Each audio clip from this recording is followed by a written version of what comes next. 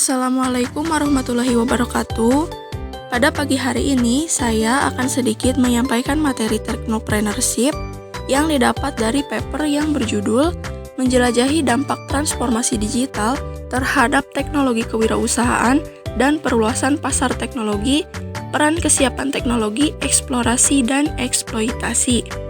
Namun, sebelum ke pembahasan, saya ucapkan terima kasih terlebih dahulu kepada Miss Eli Sumarliah, PhD, selaku dosen pengampu mata kuliah Teknopreneurship yang telah memberi kesempatan kepada saya untuk menyampaikan materi ini secara online. Tak lupa saya juga mengucapkan terima kasih kepada rekan-rekan semua yang sudah menyimak pembahasan materi pagi ini.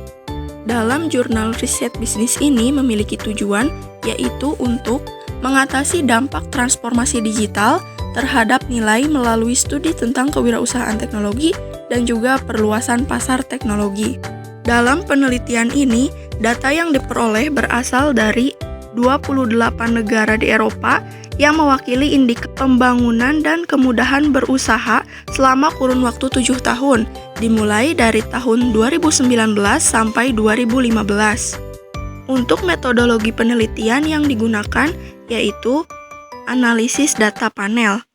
Analisis ini digunakan untuk meneliti data dua dimensi, yaitu mencakup waktu dan individu secara berulang kali dalam jangka waktu tertentu. Metode dalam analisis data panel dibagi menjadi dua, yaitu ada panel statis sintesis data untuk menilai dampak kebijakan intervensi pada subjek yang digunakan yaitu negara, kemudian membandingkannya dengan unit yang mirip. Intervensi yang dimaksud di sini adalah sebuah tindakan terhadap subjek penelitian yang menimbulkan efek. Nah, efeknya lah yang kemudian dipelajari. Maka dari itu, dalam jurnal ini menggunakan 28 negara yang berada di kawasan Eropa supaya mudah untuk dibandingkan karena pasti ada kemiripan. Karena mereka berasal dari satu kawasan yang sama yaitu benua Eropa. Dan metode yang kedua yaitu membandingkan analisis efek tetap versus analisis efek acak. Untuk analisis efek tetap atau efek khusus diperoleh dari individu atau unit yang konstan selama pengamatan. Sementara untuk analisis efek acak diperoleh dari individu yang berubah selama pengamatan. Selanjutnya, penelitian ini juga menggunakan beberapa sumber data, di antaranya ada Bank Dunia, Indikator Pembangunan Dunia, Indeks Kemudahan Berbisnis, Organisasi Kerjasama Ekonomi dan Pembangunan, kemudian yang terakhir ada Monitor Kewirausahaan Global. Sekarang kita masuk pada pembahasan bab 2, yaitu terkait transformasi digital kewirausahaan digital yang termasuk ke dalam variabel dependent. Transformasi digital itu merupakan suatu hal yang menyebabkan pergeseran cara pandang wirausaha dalam melakukan aktivitas bisnis.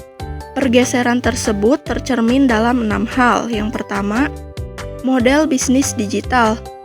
Contohnya sekarang sudah banyak bisnis yang menggunakan AI. Salah satu contohnya apabila dalam dunia pendidikan yaitu ChatGPT. Yang kedua ada proses kewirausahaan digital.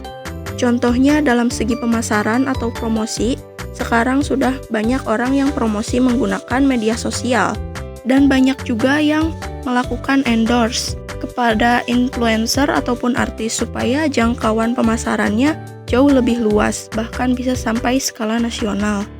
Berbeda dengan zaman dulu, sebelum adanya media sosial, mereka promosi menggunakan sales yang pergi ke rumah-rumah untuk memperkenalkan produk dan juga usaha yang baru mereka buat. Yang ketiga ada strategi platform. Contohnya dengan kemajuan teknologi sekarang sudah banyak marketplace atau e-commerce seperti Shopee, Tokopedia, dan lain sebagainya. Dengan adanya marketplace ini, penjual dan pembeli dapat terhubung dalam satu ekosistem digital. Berbeda dengan zaman dahulu, sebelum adanya media sosial, marketplace, apabila penjual dan pembeli ingin terhubung secara langsung, maka mereka harus bertemu secara tatap muka seperti di pasar, mall, atau di supermarket. Yang keempat ada pendidikan kewirausahaan. Contohnya ada inkubator bisnis di UI. Mahasiswa-mahasiswa di sana yang mempunyai ide bisnis akan diberikan akses jaringan ke investor, kemudian akan diberikan bimbingan, mentor, dan juga pelatihan untuk berbisnis. Kemudian contoh yang kedua ada kursus online kewirausahaan dalam platform Coursera. Nah, yang keenam atau yang terakhir ada kewirausahaan digital sosial. Contohnya ada platform kitabisa.com untuk galang dana atau donasi. Sementara kewirausahaan digital mencakup semua usaha yang menggunakan teknologi digital. Nah, penggunaan konsep digitalisasi dan transformasi digital ini pastinya menimbulkan dampak positif yang cukup signifikan seperti membantu bisnis dalam memperluas pasar. Terbukti dengan kehadiran internet dapat mempermudah promosi dan produk dikenal di daerah yang luas. Selanjutnya ada kesiapan teknologi digital. Kesiapan teknologi digital merupakan kecenderungan masyarakat untuk menerima dan menggunakan teknologi baru untuk mencapai tujuan, baik itu di rumah maupun di tempat kerja. Nah, kesiapan ini dapat diukur menggunakan teknologi readiness index berdasarkan 4 faktor. Faktor yang pertama yaitu ada optimisme dan inovasi, yang nantinya akan memberikan kontribusi positif terhadap kesiapan teknologi. Untuk faktor yang ketiga dan keempat yaitu ketidaknyamanan dan ketidakamanan, yang tentunya nantinya akan memberikan kontribusi negatif terhadap kesiapan teknologi. Ketidaknyamanan di sini dapat berupa ungkapan dari individu yang masih belum bisa beradaptasi dengan kemajuan teknologi. Sementara untuk ketidakamanan itu berupa ungkapan dari individu yang merasa resah apabila datanya tidak aman. Contohnya, dalam penggunaan m-banking, seseorang pasti akan risau apabila datanya bocor dan berpotensi menghilangkan uang yang ada di dalam m-banking tersebut. Namun, di samping keempat faktor yang tadi, ada 2 faktor kesiapan teknologi digital yang mampu mendorong transformasi digital. Yang pertama ada ketersediaan teknologi. Yang kedua, kemampuan individu untuk menggunakan teknologi yang ada dalam meningkatkan kinerja. Contohnya yaitu ada kebijakan Smart City di Singapura. Tentunya kebijakan tersebut didorong oleh ketersediaan teknologi digital dalam beberapa aspek hidup, seperti transformasi, sistem energi, kesehatan, dan lain sebagainya. Ditambah lagi infrastruktur jaringan internet yang sudah cepat dan merata.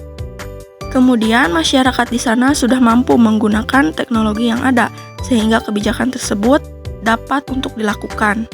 Kemudian ada eksplorasi teknologi digital yang merupakan kegiatan untuk memasukkan produk dan proses baru. Kemampuan perusahaan untuk menciptakan kekayaan ditentukan oleh sumber daya dan juga kemampuan yang unik. Contohnya ada karyawan dari Yahoo, John Combe dan Brian. Mereka berdua merupakan orang yang menciptakan sekaligus mengembangkan WhatsApp. Di sini mereka berhasil memasukkan produk berupa aplikasi WhatsApp ke pasaran digital dengan prosesnya yang menggunakan internet. Dan yang terakhir ada eksploitasi teknologi digital yang merupakan kemampuan untuk meningkatkan posisi produk dan proses yang ada. Contohnya tadi, John Combe dan Brian, mereka berhasil membuat posisi WhatsApp itu naik karena sebelum WhatsApp dikenal sudah ada yang namanya Messenger dan juga BBM. Tapi di sini John Combe dan Brian berhasil membuat posisi WhatsApp berada di atas Messenger dan juga BBM. Terbukti sekarang semua orang menggunakan WhatsApp bukan Messenger dan juga BBM. Mungkin untuk pembahasan teknopreneurship pada pagi ini saya cukupkan sekian. Untuk segala kekurangannya saya mohon maaf. Saya akhiri. Wassalamualaikum warahmatullahi wabarakatuh.